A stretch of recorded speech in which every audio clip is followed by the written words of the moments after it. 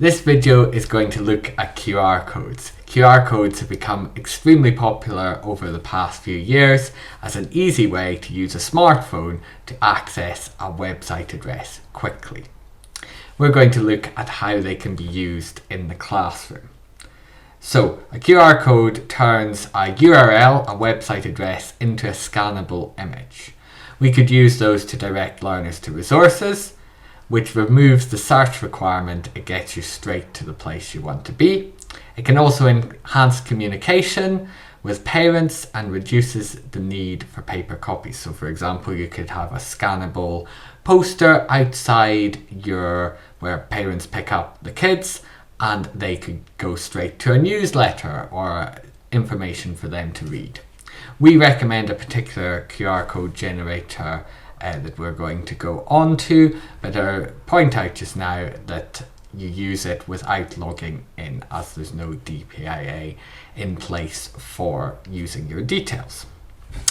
So I will show you some examples of QR codes for the classroom, and then I'll show you how to create one for different versions.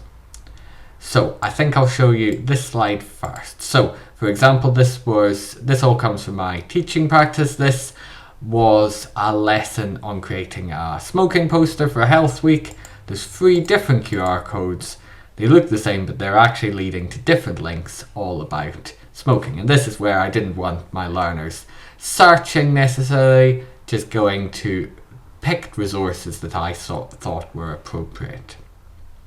Another example is for maths, where I would maybe have a finishing task for maths, and I've got a QR code there for the finishing task.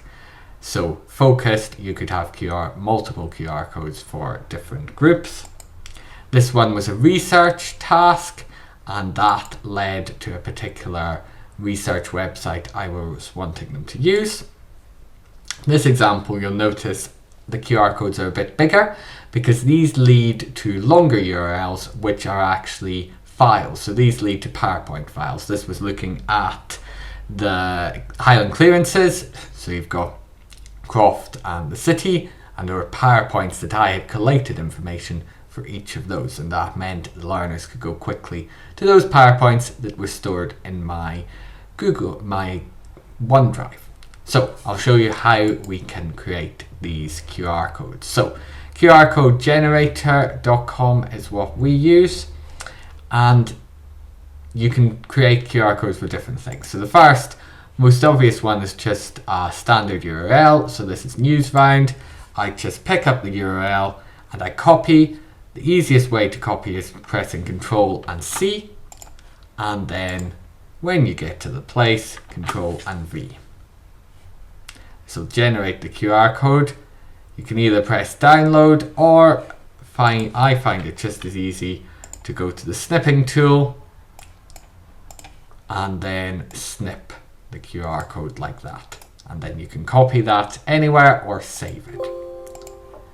The other thing you can do is also just copy the QR code sometimes. I'm going to paste in a different link, so let's delete the Newsround one. If I go to a form I've got here, I could collect responses and I could copy the link to the form.